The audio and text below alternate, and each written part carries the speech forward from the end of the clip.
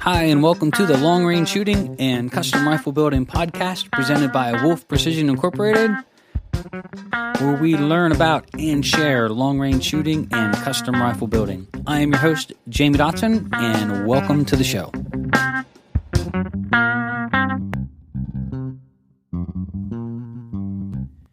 Hi, and welcome to episode 75 of Wolf Precision's Long Range Shooting and Custom Rifle Building podcast. I'm your host, Jamie Dotson, and welcome to the show.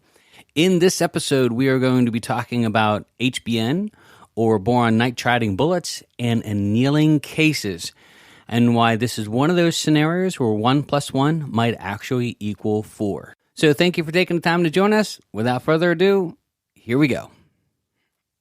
So in this episode, we're going to be talking about annealing rifle cases, and HBN, or boron nitride coating, and why this might be one of those case scenarios where two things meet and something magical happens. And so we want to take time to talk about each, but then when done together, we think there is something special going on, and we want to share that with you in this podcast. So you heard me talk about in the past or previous podcast that I normally don't do anything with annealing. And we would shoot 15, 20 years ago, we would just throw the cases away. So we would shoot them until they either work hardened or they were getting a little bit too much spring back, or they just were shot out. And I would waste no time or effort in trying to save them. They would get tossed to the recycling pile, and off to the races with new cases we would go.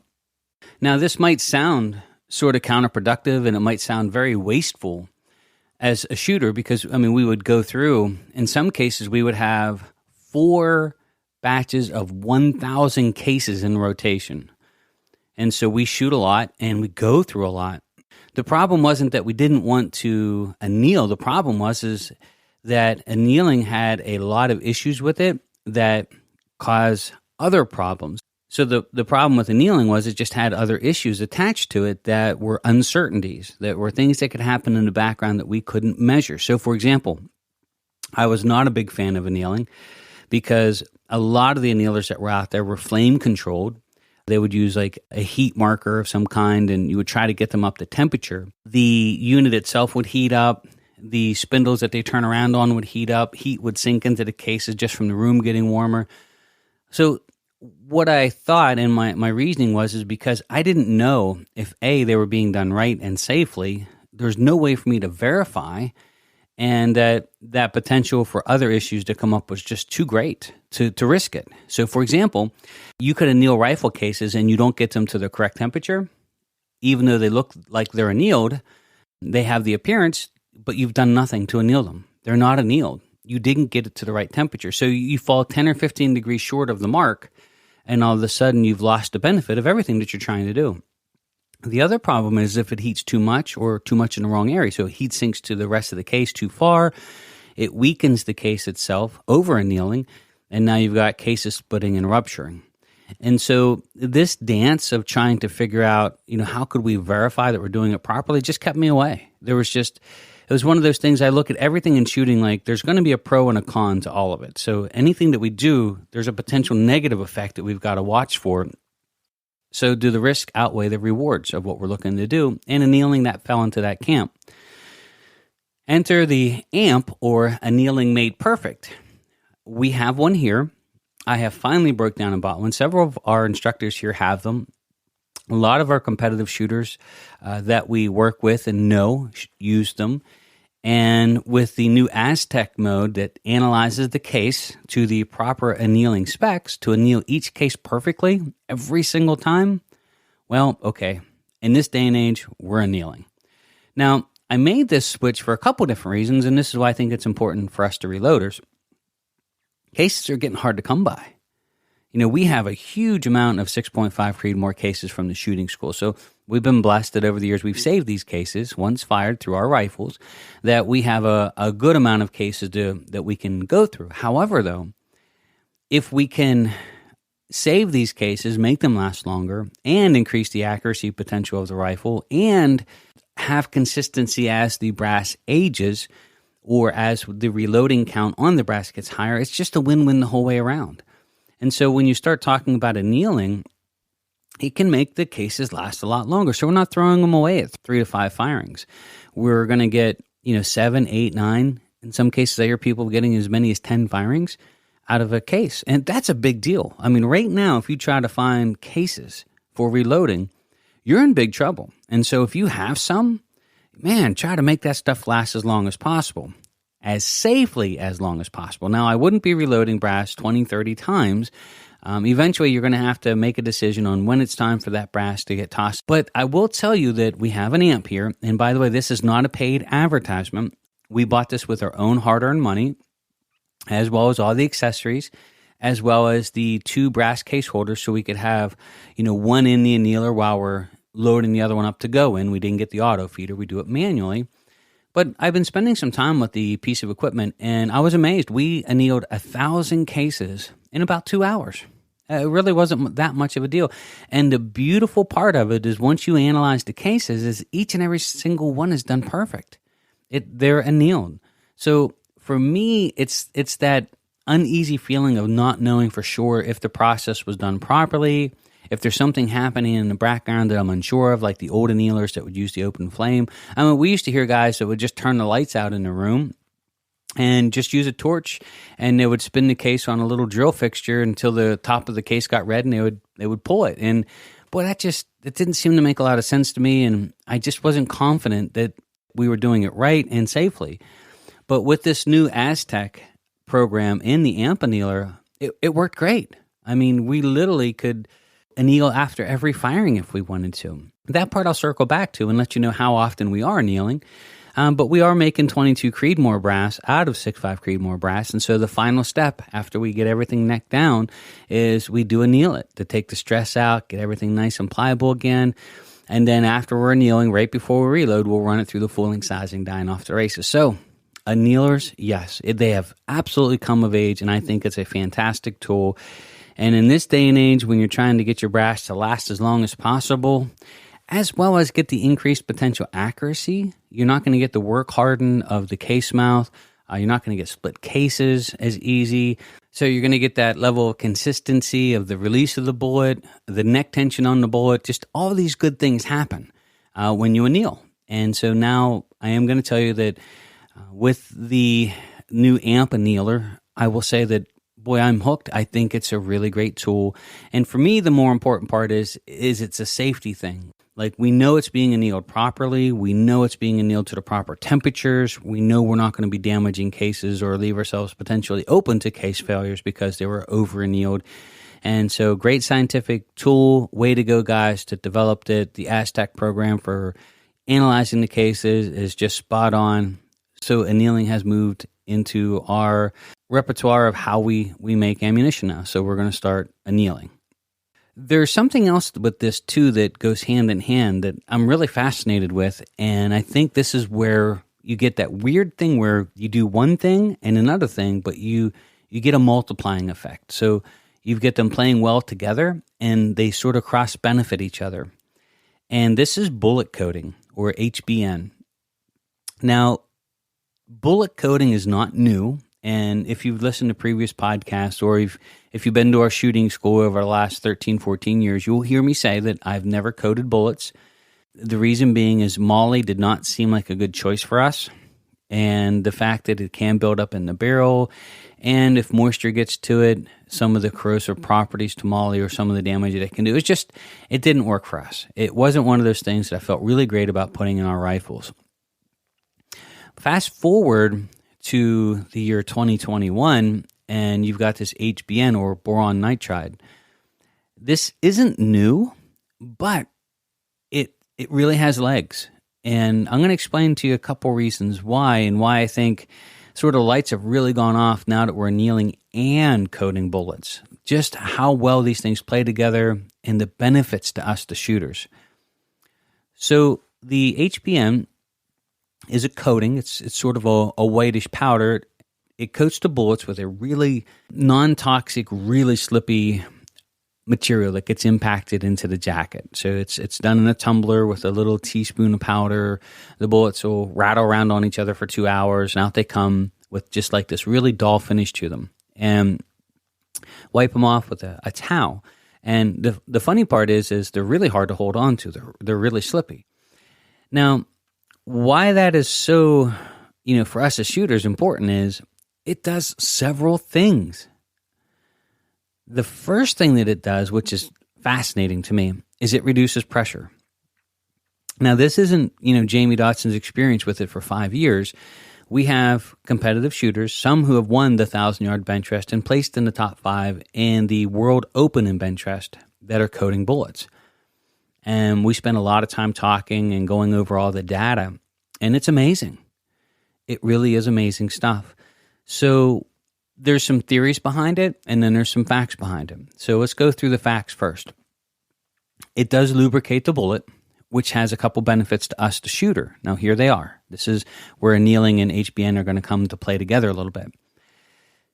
It helps with the seating of the bullet and the release of the bullet. So you'll see some guys use it like a neck lube when they're seating bullets, and they're trying to ease the wear and tear into the neck as they're seating the bullet. Well, when you use this HBN or boron nitride coating, it has that lubricating property. So it goes into the case nice and easy and smooth.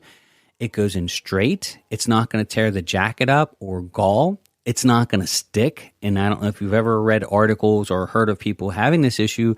We have. We have not had it personally, but we have read articles and talked to people who had, for whatever reason, the bullets aren't releasing as well and causing some pressure. So you got the benefits there. Also, you've got the benefit of it releasing the bullet nice and easy. So as you fire the bullet's coming out of the case with not a lot of drag. It's not deforming the jacket. It's not scraping the jacket. It's decreasing the pressure. This is one of the other fascinating things that I find about it, is that you're going to lose a little bit of speed because it's decreasing the pressure spike as it's hitting the lands and grooves, thus helping save cases, so you're not getting a pressure spike or running high pressures.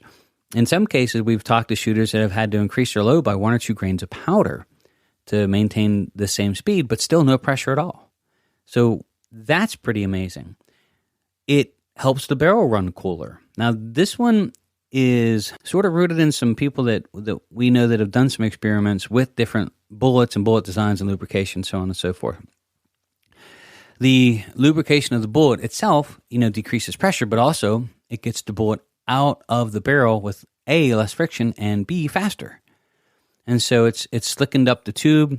It runs out the barrel a little bit faster, giving that heat less dwell time to start getting into the barrel itself or stainless. So the faster you can get the bullet out of the barrel, and that all that flaming, torching heat of the expansion and burning gases, the better. And so you've got cooler barrels. This one, we'll know more as the season goes on, but one of our guys here that's really well known in bench rest says he's absolutely convinced that the barrels are running slightly cooler and these higher strings of fire, and he thinks it has to do with the fact that the bullets are coming out of the barrel faster, or they're not allowing the dwell time and drag and friction in the barrel as long. So maybe it's a combination of the friction of the bullet.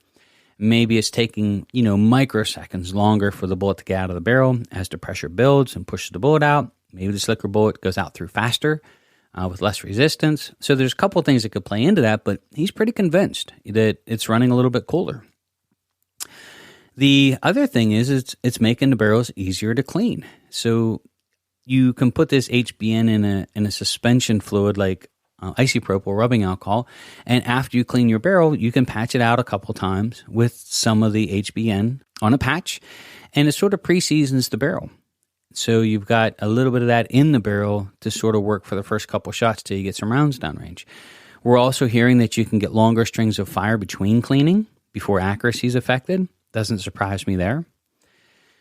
The big thing is, though, is when you get all of these things playing well together, that you get this sort of little bit of magic happening. So our goal is to make the cases last as long as possible.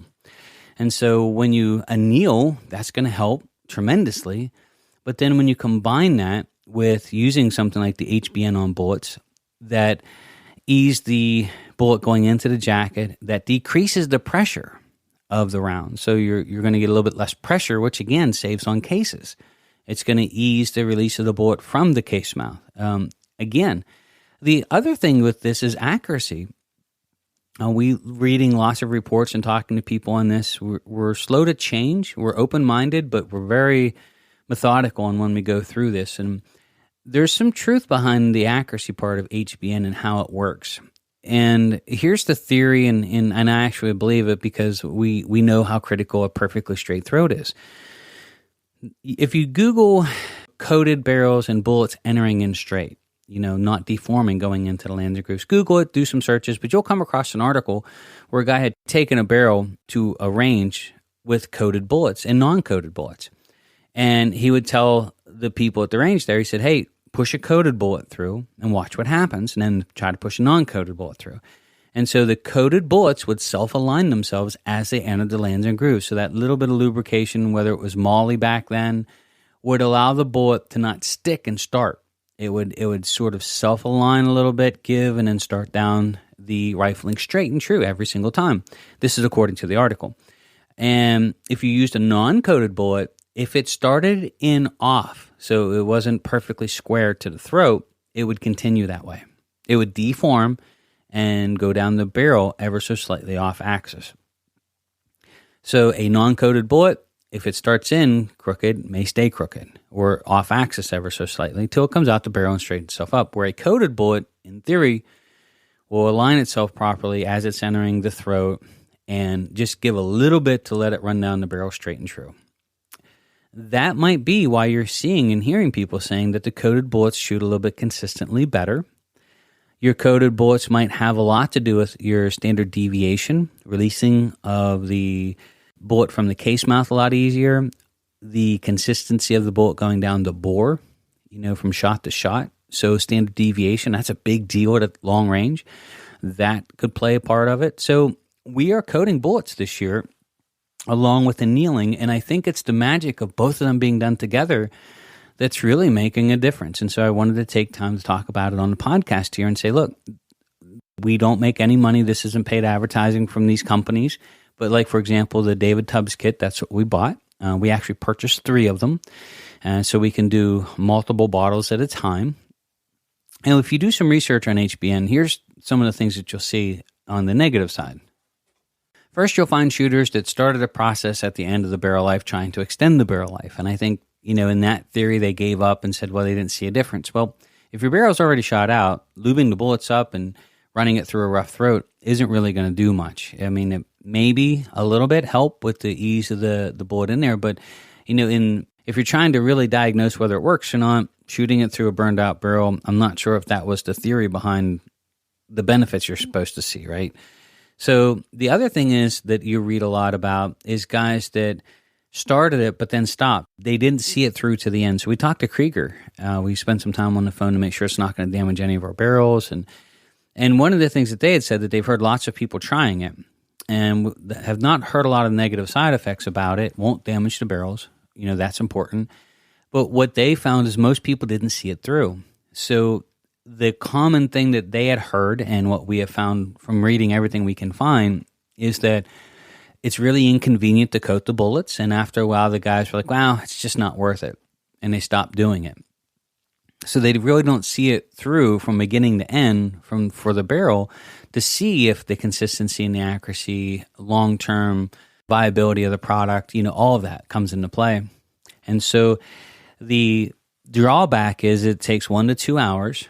So when you buy a kit, I recommend the David Tubbs kit. Like I said, I'm not affiliated with David in any way. I've spent time at shows talking to him. He's a great guy, world-class shooter.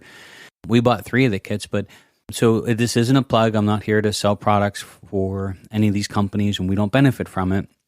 But all the research I could do said David's got this kit really, really sorted out nice. And so why reinvent the wheel? He's got it. It's ready to go. Let's use it. What we found was, though, is, you get a bottle with this kit, and in some calibers you can get maybe a couple 100 rounds or bullets, and other calibers you're only going to get, 100 or 125, whatever that may be. It just depends on the size of the bullet. So you fill the bottle up to a certain height level, and smaller bullets, of course, you'll get more in the bottle. And then you put a little scoop of this HBN in, and you close the lid, and you put it in a vibrator tumbler, and you let it go for 1 to 2 hours. And so I can see right away why some guys would be like, especially us. I mean, we shoot thousands of rounds. I mean, sometimes in a weekend. And so if we only did 100 at a time, it would take us, 10 hours to tumble 500 rounds of that thing in there running like crazy. And so I think a lot of these people quit just because, A, of the inconvenience factor of it, and that time, because we reload so much and some of us shoot so much, is just how do you do that many bullets at one time?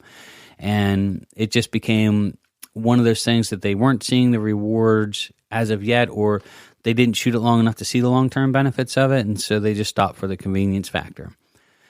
What we did is we're tumbling bullets now, but we're doing 3 kits at a time. So we can have as many as 500 or 600 bullets in there going around every 2 hours, and then let it cool for a little bit, the tumbler itself, and then get another batch going. So on our off days of not reloading, we're tumbling all of the bullets in preparation to reload. So our goal is to have a couple thousand rounds of bullets tumbled, coated, ready to roll when we're ready to reload, not wait till we're ready to reload and then try to tumble the bullets and coat them right there on the spot. So we're going to try to stay ahead of that. And if we buy 1 or 2 more kits and we can get a big enough tumbler, we might be tumbling 5 of those bottles at the same time just to get as many bullets out of each cycle as we can, so we don't introduce this huge inconvenience factor of trying to do 100 bullets at a time.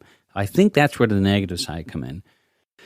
So in the end, our goal is accuracy. We're trying to, get the most out of the rifles. We're very hard on them as far as, beating them up, burning the barrels out. We shoot high volumes of ammunition, sometimes bigger strings, where we're shooting 10 or 20 rounds almost in a row.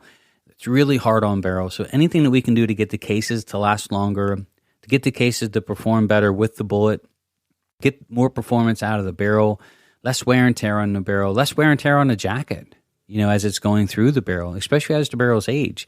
If we can get just something in there to help lubricate that bullet as it's running through so it doesn't grab and tear. And then, of course, the ease of cleaning. Now, this I'll know more on this shortly as we get through our shooting schools, because the shooting schools, we're putting 200 rounds through rifles in 3 days. We've got 4 of them on the line, and we have to scrub them. And then we do the same thing again in 10 days. We do the same thing again in 10 days. So we get really high round counts in a hurry on these barrels, and we clean them a lot. And I bore scope them. So I'll be able to chime in with certainty about halfway through the summer to say, yeah, they're cleaning a heck of a lot easier, or no, it's not making much of a difference as they get older. So I'll be able to get you some information on that.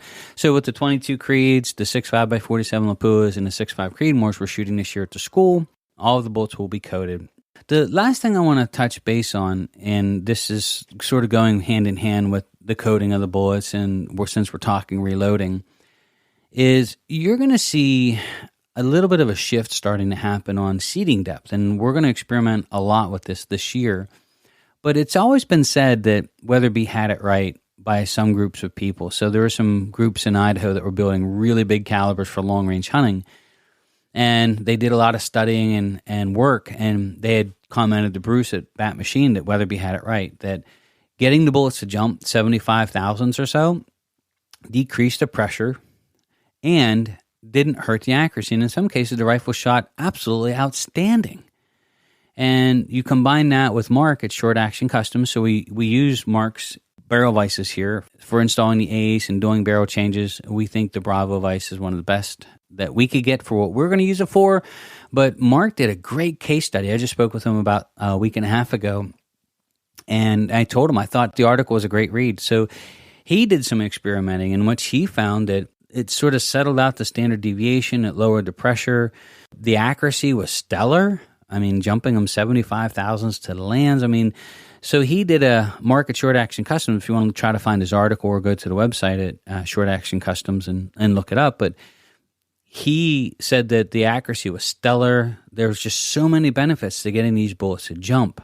And, with a straight throat, or in this case, lubricated bullets, this is me talking from our end, even less worry about the pressure. So you combine with a little bit more bullet jump, reducing the pressure. You combine that with the bullets being HBN coated, reducing the pressure spike, so to say, as it's slamming into the lands and grooves and trying to start down the barrel. So as you start combining all of these things and they just start working really well together and then helping in combination. So the jumping of the bullet, reducing pressure, the ease of the bullet leaving the case, hopefully reducing pressure and wear and tear in the bullet, the reduction in pressure of the lubrication of the bullet as it's entering the lands and grooves. So all these things starting to combine really start to make a win-win for us, the shooters. So we're hoping to extend the barrel lives on these 22 creeds, get as much shooting out of them as we can, hoping to let them run cooler, hoping they don't carbon up as fast or